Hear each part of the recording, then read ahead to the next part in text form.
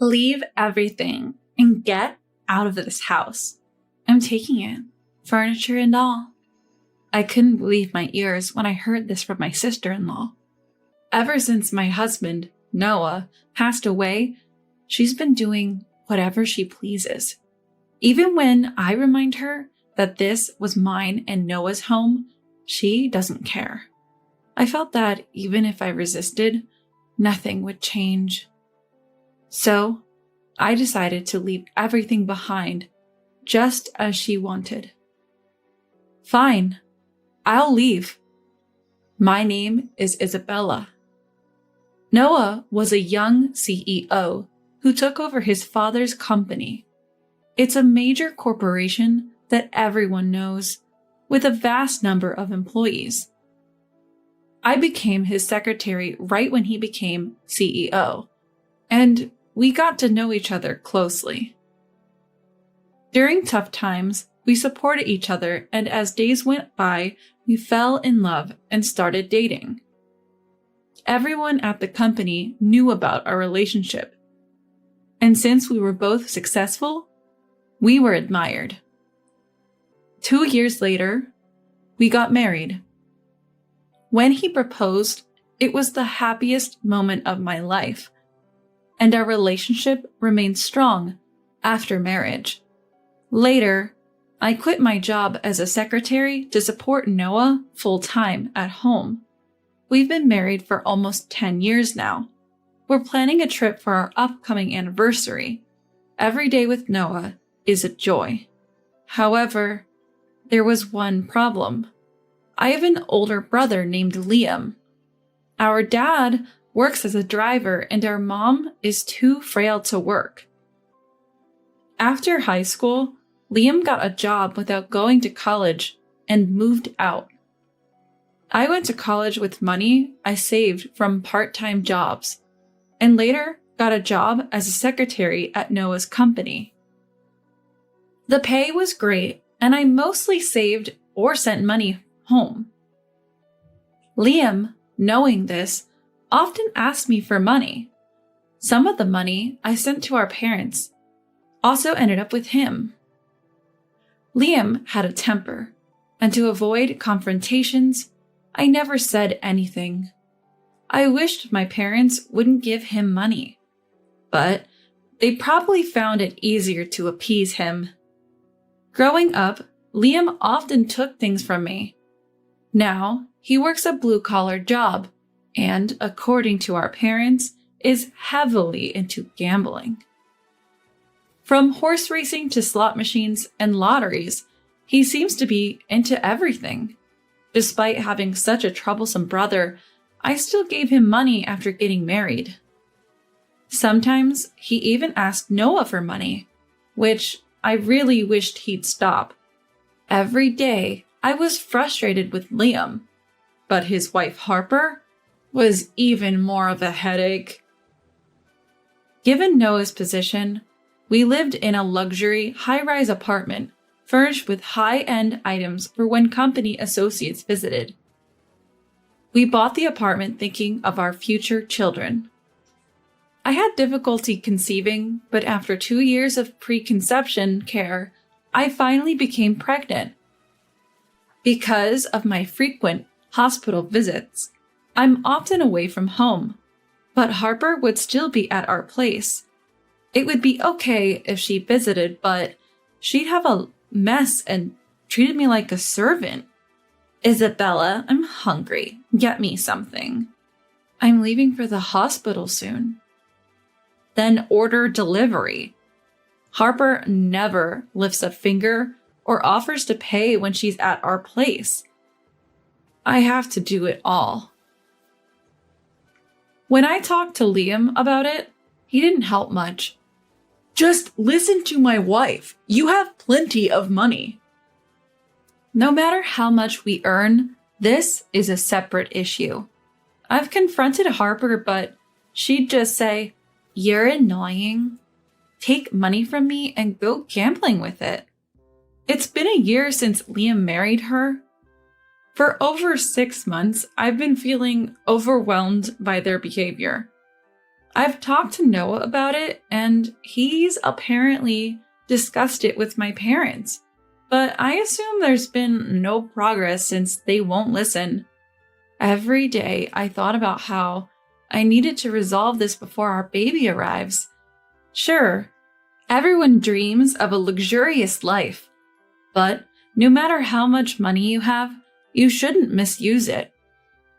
I wished every day that they'd at least stop gambling with other people's money. The daily stress combined with pregnancy made my morning sickness severe. Because of this, I sometimes escaped home to help with Noah's company work. I could only do seated tasks like paperwork, but it eased my mind. I never imagined that things with Harper and Liam would get worse. On our anniversary, Noah and I had plans to dine at a fancy restaurant with a city view. I prepared early. From tomorrow, we planned a 3-day, 2-night stay at a distant luxury hotel. I was excited, even buying new clothes and getting my hair done. I wanted to always be the wife Noah found beautiful, even at 35. As usual, Harper tagged along, getting pampered on my dime, but I didn't mind. I checked our preparations for tomorrow, ensuring we didn't forget anything. Though it was a lot to manage, I was excited about the hotel. Time passed, but Noah didn't return, and there was no message. Maybe he's held up at work. I waited for his call, but nothing came. Just as I was about to call his office, my phone rang. It was an unknown number. Answering, I heard, "Is this Mrs. Noah? Please come to the hospital immediately." The call was from a hospital. If they mentioned Noah's name, something must have happened to him.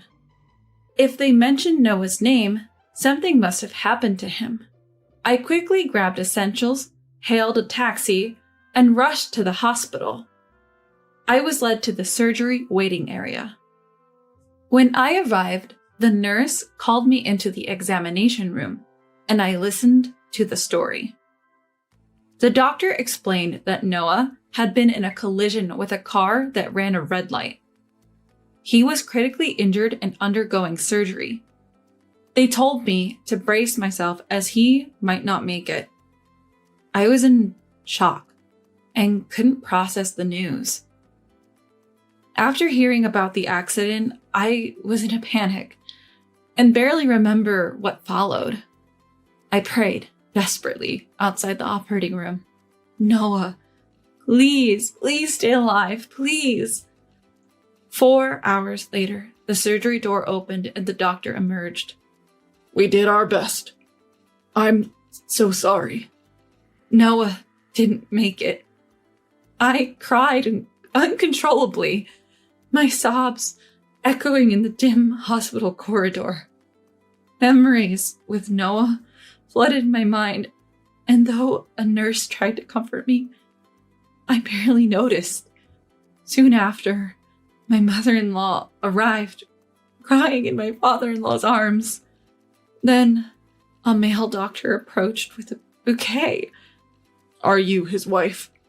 Mr. Noah wanted you to have these when he was brought in." Apparently, Noah was conscious when the ambulance arrived and asked them to bring the flowers from his car.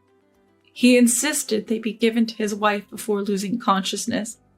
The bouquet, slightly damaged from the crash, was still a beautiful bunch of roses. Tucked within was a note.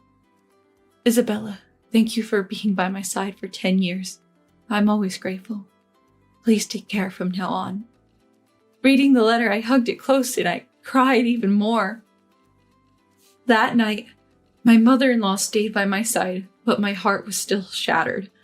The first night without Noah was unbearable, and I couldn't sleep a wink. The next morning, I felt no better, but my mother-in-law reminded me of my pregnancy. So I tried to rest a bit.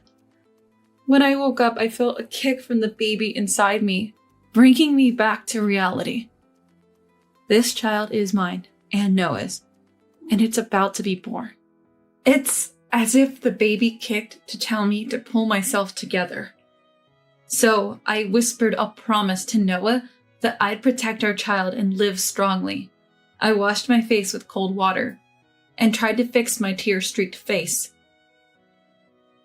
A few days later, after discussions with the family, we held Noah's funeral. Many attended, including family, colleagues, and business partners. But amidst the mourners, one person stood out. Why should I wear mourning attire? It's so outdated. Harper was dressed in a flashy party dress, completely out of place. Many looked at her with disdain, but she seemed unfazed. She even started flirting with some of the business executives. It was clear she was after their money. After the funeral, my mother-in-law called a family meeting about Noah's life insurance. She believed I should receive everything, but some family members thought it should be shared. Harper and Liam joined the discussion. Shouldn't the insurance money go to Liam, the eldest sibling? Harper's argument seemed driven by her own desire to get a share. She even said, Isabella probably has enough savings. She doesn't need it. I sighed at Harper's audacity and confronted her about her inappropriate attire. No matter the reason, you two won't see a dime of that insurance money. And your attire? Hardly fitting for a funeral. As I spoke up, the surrounding family members shot icy glares at Harper. Feeling the tension, Liam and Harper quickly left the scene. For Harper, this was the first time meeting many of the relatives. But her first impression? Absolutely terrible. What's the big deal? Harper, clearly irritated, stormed out with a flushed face. Seeing her like that, I felt a bit of satisfaction. Always being taken advantage of, today felt like a small win. I hoped she'd realize she can't always have her way. But that hope was short-lived. The matter of Noah's insurance would be discussed later, and days went by. After the confrontation at the funeral, Harper disappeared. She was probably gambling away, angry at me. A week passed without seeing Harper, and it felt like a peaceful break. One day, I had to visit my mother-in-law's house. After finishing my errands, I decided to shop before heading home, but as I approached my house, I noticed the lights were on. Thinking it might be a burglar, my palms got sweaty. I tried to stay calm, turned on my phone's recorder, and attempted to unlock the door, but the key wouldn't fit. After multiple attempts, I rang the doorbell. Harper's voice responded. "What are you doing? Open up!" She opened the door. Glaring at me in her casual clothes, she had changed the locks while I was at my mother-in-law's house. It seems that she waited for me to leave and changed it during that time.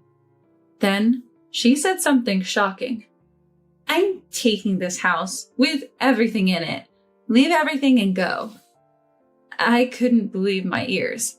However, the words that come back are exactly the same as what I heard. "This is Noah's and my house. You should leave. You don't have a husband anymore. The house is too big for you. I'm doing you a favor." I remembered I was recording the conversation. If I continue to resist, I will be weaker and lose. I decided to back down for now and use the recording later. "Fine," I said, and left. I called my mother-in-law, who kindly took me in. I told her everything and played the recording.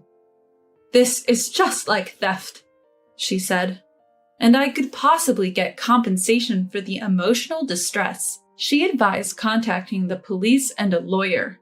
The next day, I did just that. The lawyer confirmed it was a case of theft and that I could get compensation. I updated my mother-in-law on everything. My parents knew about the situation, but seemed to have given up on Liam. The audacity of trying to take a home from a pregnant woman is beyond belief. I wrapped my arms around my mother-in-law who was embracing me, holding her tightly. After a moment, she pulled away, looking deeply into my eyes. "Speaking of the insurance money, I really wanted you to have it, Isabella. Noah wanted that too." With that, she handed me an envelope. Inside was a letter. A quick glance, and I recognized Noah's handwriting, tears forming in my eyes. The letter was his will, written in case anything ever happened to him. Given his position as a CEO, he probably wrote it knowing the unpredictability of life. The message was clear. All the insurance money and his savings should go to me and our unborn child. Regarding the company, he mentioned that I might need to work if he wasn't around. He hoped I'd take over the business and become the CEO. But with a child on the way, he also suggested I could take a break and trust the company to a reliable employee. I wasn't immediately sure about taking over the company, but having observed Noah's work closely, I felt it was possible. Reading the letter, I felt Noah's presence more than ever and cried for a while. Once I composed myself, I told mother-in-law I agreed about the insurance money, but needed time to think about the company. She offered to let me stay with her for a while, and I gratefully accepted, heading to bed and falling asleep quickly. The next day, following mother-in-law's advice, I contacted a lawyer, visited a law firm, and then the police station. I had done some online research, and as expected, it was treated as theft. The lawyer assured me he would claim compensation. I finished all the procedures that day and shared everything with mother-in-law. She had already informed other family members about the recent events. I also spoke to my parents, but they seemed resigned, saying they didn't want anything to do with Liam anymore. I didn't want to see such parents anymore, so I just waited for the police to contact me. A few days later, I received a call from the police. "We're headed to your previous residence now. Is that okay?" I quickly agreed and followed them to Harper's place. I waited in a parked police car nearby. The police rang the doorbell and knocked. Upon seeing the police, Harper's face turned pale. "Sorry, ma'am, we're with the police. You're under arrest for theft." But wait, Harper, usually defiant, was speechless and visibly shaken. Liam was also arrested as an accomplice. I had never seen him so terrified. Seeing their reactions gave me a sense of relief. Later, the police and lawyer updated me, and I was able to return home. Apparently, Liam and Harper were evicted from the rented apartment due to unpaid bills, which led them to forcibly take my house. Regardless of their reasons, they should have known better. They didn't seem to understand that what they did was wrong. Hopefully, this arrest will be a wake-up call for them. Of course, they now owe me compensation. I hope they accept this as atonement. Finally back in my high-rise apartment, I called mother-in-law. "Hello, mother-in-law. I've decided to take over Noah's company. It's his legacy." "That's wonderful. Noah must be smiling down on us from heaven." I was determined to continue the legacy Noah had built as a CEO. It felt like the right thing to do for him. With a renewed sense of purpose, I realized I had forgotten something. I approached a photo of Noah and whispered, "I'm home," with a smile. "You didn't hear me. A high school grad like you must be hard of hearing too. My kids deserve to be born to a much better woman. Education doesn't matter when it comes to love," my husband used to say before we got married. Now he belittles me for only having a high school diploma, saying he's going to leave and remarry a woman with an elite college degree. Ah, what a tragedy to end up with a low-educated woman like you. I'm truly unlucky. With those bitter parting words, my husband eloped with a college-educated woman. My name is Abigail. I married James, who's 3 years older than me, at 25, and I'm turning 27 this year. I work as an administrative assistant at a trading company with only a high school diploma. We met through a mutual acquaintance from high school. My husband, unlike me, is an elite. He graduated from a prestigious university and works in sales for a big corporation. When we first met, I felt unworthy of his attention, but he kept saying, "Your degree doesn't matter. I like you for who you are." So I believed him and we got married. Unfortunately, it turns out that was a mistake. The moment we got married, he started looking down on me for my education and salary. From his perspective, a high school educated woman working at a small trading company must seem inferior, but he's the one who wanted to marry me. During our dating days, he sensed my insecurities and reassured me with kind words. That man is nowhere to be found now. "You should really find a new job, Abigail. Having a wife who works for such a low-paying company is embarrassing," he shamelessly tells me. But I don't want to work for a demanding company right now because we're trying to conceive, and I also like my current job and company. His cold gaze silences me, my voice gradually shrinking.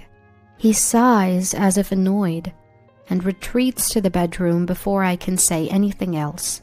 He probably assumed we were going to talk about our stagnant efforts to conceive again. He was right. I was hoping for a real discussion with my husband about our struggle to have a baby. From the beginning of our marriage, I always wanted kids, and my husband even optimistically talked about having 3 siblings. But all that was talk in the early days of our marriage, and the reality is that there is no baby in sight. I'd subtly hint at my husband to start thinking about having kids, but he avoided the conversation saying, "I don't want to raise a kid born to a high school graduate." His words left me stunned, and since then, we haven't really been able to talk face to face. Marriage had become a lonely affair. He'd belittle me every chance he got, reminding me to be grateful for being picked up by someone as elite as him, all while piling housework on me. And lately, he even stopped providing enough money for daily expenses. Apparently, according to him, I was bad with money and needed to save more. I had already cut corners wherever I could, even dipping into my savings from my single days when things got tough. You'd think I'd want a divorce by now, but fear held me back. The fear that he'd lash out if I brought it up. I was afraid to bring up divorce, worried that my husband would explode in anger.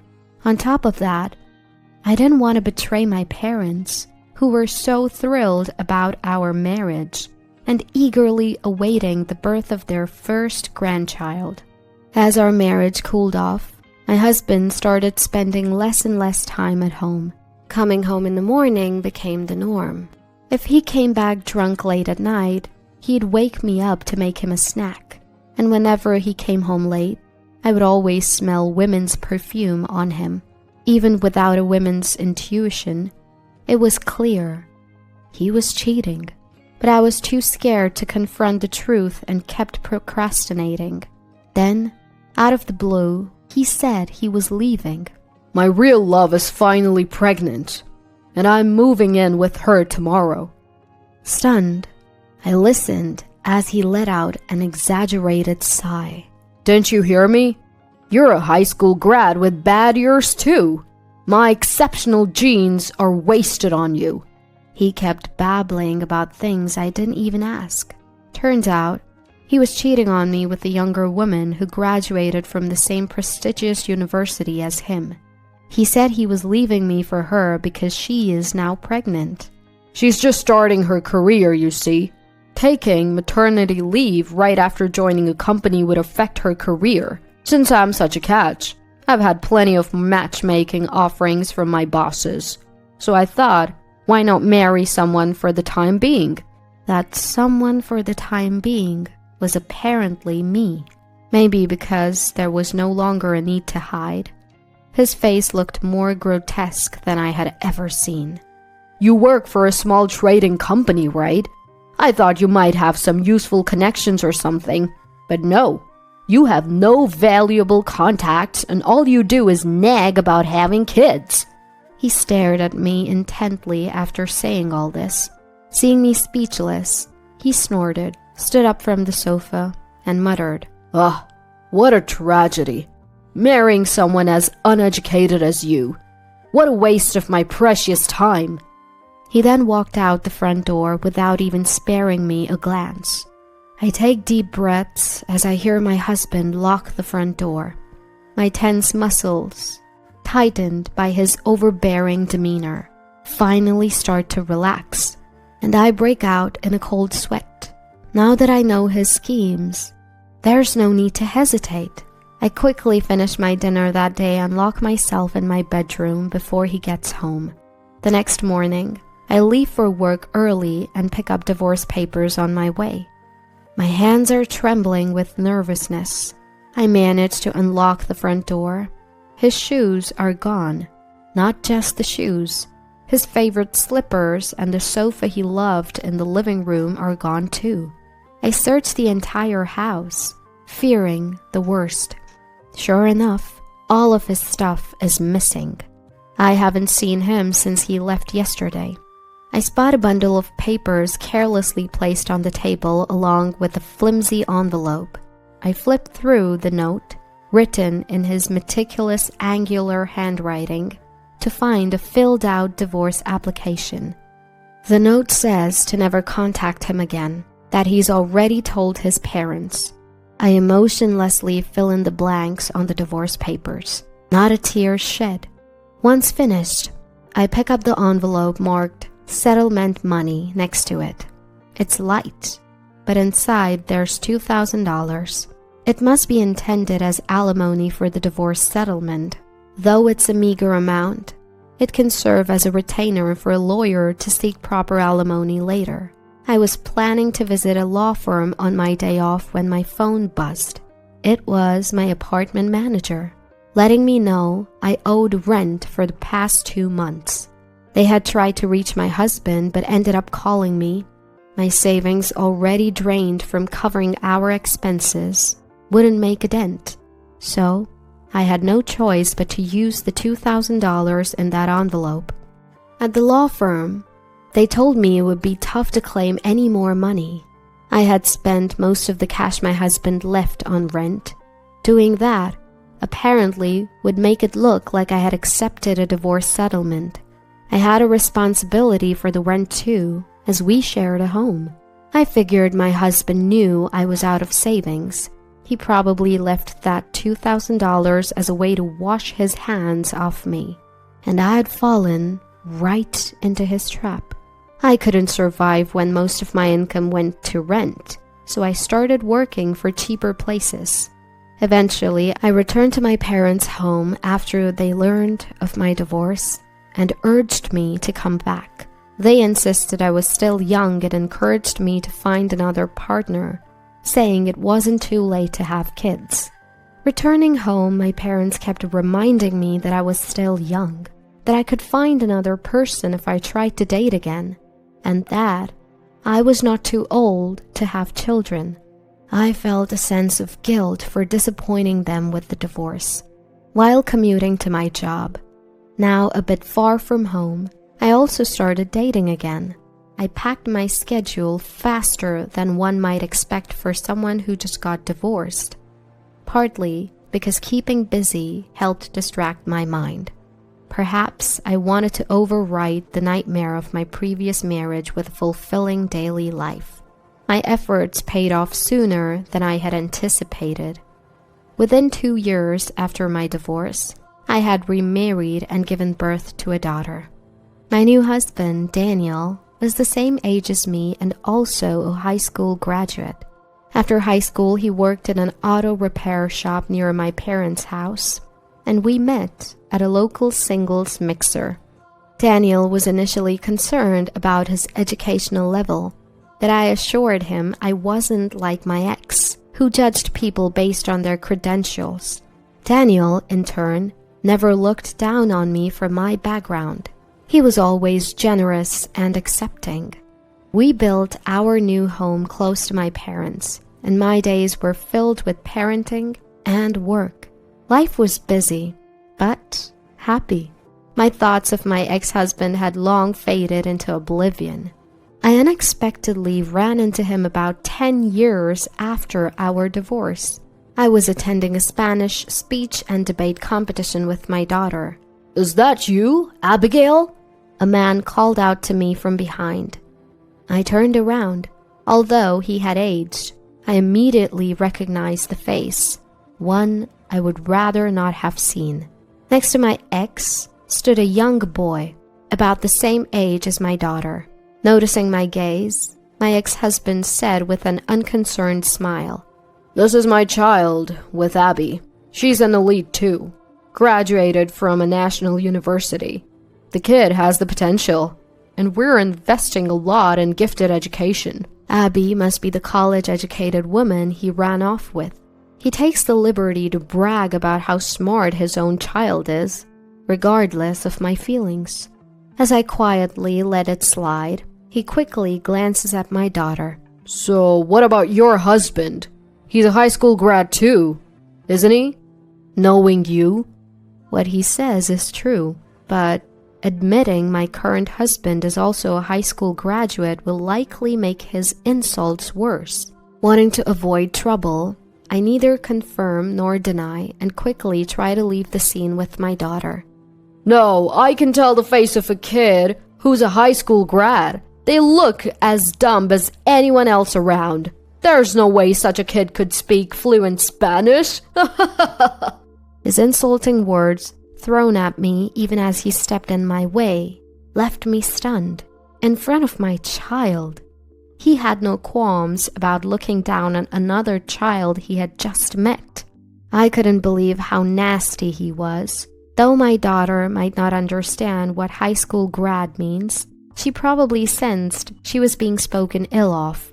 Seeing her face scrunch up as if she were about to cry, I stared fearlessly at my ex. "Would you mind not insulting children? Aren't you ashamed as a father?" He brushes off my anger nonchalantly. "Hey, I'm just telling the truth. It's presumptuous for a high school grad to enter a Spanish contest. Just play in the park where you belong." Having said his piece, my ex-husband grabs his child's hand and vanishes into the crowd. While a deep anger starts to bubble up within me, I catch my daughter's anxious face and rein in my emotions. "It's all right. You've practiced a lot. If you do just like you practiced at home, you'll win for sure. Mommy guarantees it." Our eyes meet, and I speak softly to her. I need to stay strong for her. She nods, slowly, digesting my words. After registering, I leave my daughter and enter the spectator area. Now all I can do is believe in her ability. I take a deep breath and wait for her contest to begin. Including my ex-husband's child, most of the young contestants were nervous and stumbled through their speeches. As for my daughter, even without parental bias, I thought she was by far the best, delivering her speech in fluent Spanish without hesitation. My prediction was accurate. She won the Spanish speech and debate contest, holding a large bouquet and with a medal around her neck. We leave the venue hand in hand. Next, we're going to celebrate with some steak, just as planned. "Abigail, wait up!" A loud voice chases after me from behind. I quickly shield my daughter behind me and turn around to face my ex-husband. His eyes are red-rimmed, as if he'd been crying. Peeking out from behind me, my daughter's medal catches his eye, and he looks at it enviously. "How can your kid win first place? There's no way a child raised by a high school grad could be so articulate. Turns out, he's upset because his own child didn't place, while my daughter won the competition. He rants, assuming that my husband, my daughter, and I couldn't possibly speak Spanish. People leaving the venue glanced at him, puzzled by his outburst, but he seems oblivious. Where did you enroll her? Or did you hire a tutor with whatever little you make? We didn't enroll her in any classes, and we didn't hire a tutor, I reply plainly. His eyes widen in disbelief. No way! You can barely speak Spanish yourself. Did you forget about my job? His puzzled expression deepens. I work in an import-export office, where speaking some Spanish makes the job easier. Besides, my grandfather lives in Spain. I've been accustomed to Spanish since I was little. My daughter learned it naturally, talking with him. I stroke my daughter's head as she peeks out from behind me. I've conversed in Spanish with my grandfather ever since I can remember. I chose my line of work because it allowed me to use my Spanish skills. My daughter started speaking Spanish naturally because we've been video calling with her great-grandfather to show him how she's growing up. I've never forced her to learn Spanish. All my husband and I did was support our daughter. Follow your passion and you'll excel. As they say, my daughter has grown to converse with her native Spanish-speaking grandfather without needing a translator. My ex starts trembling as he listens to my explanation, his face flushed a deep red, boiling with humiliation. Losing to someone he had looked down on must have been a more significant blow to his ego than he had anticipated. I can't believe this. I'm going to complain to the organizers. My child was unfairly judged. In a fit of rage, my ex-husband stormed back into the venue, leaving our child behind. Not wanting to leave my child alone, I waited silently for him to return. Soon enough, security escorted him out of the building, gripping him by both arms. Gritting his teeth, it was clear he wasn't thrilled that my daughter won. As he aggressively approached me, a woman's voice suddenly called out to him. James, what a coincidence running into you here! She wore a crisp pantsuit and had an event badge hanging around her neck. My ex-husband's anger cooled as his shoulders tensed up. I couldn't just walk away, so I stood there, keeping my daughter behind me, watching. So, James, you have a kid. I heard you were single. Is this woman next to you your wife? Caught off guard, I shook my head vehemently. No, he's my ex-husband. Oh, so this child is yours and James's. She eyed the boy standing next to my ex-husband with her piercing gaze. No, that's the son from the woman he married after divorcing me. Her eyes lit up. Sweating and looking pale, my ex-husband was clearly distressed. What happened next needs no explanation. Sensing impending chaos, I fled the scene. It turns out, after marrying a college-educated woman, he'd been having an affair with another educated woman involving in the Spanish speech and debate tournament. She quickly realized she was his side chick upon seeing him with a child. Naturally, the affair infuriated his well-educated wife. She took their child and went back to her parents' house the next day. Now, he's scrambling to pay child support, alimony for the divorce, and education loans. Word got around his office about how he had been serial dating women based on their educational backgrounds, forcing him to resign. As for my daughter, she later participated in the national Spanish speech competition. While she didn't win, her near-native language skills drew much attention, and her interest in Spanish only grew. With my current husband's support, I left my long-time job at a trading company. Now, I teach Spanish from home and assist my grandfather with translating novels.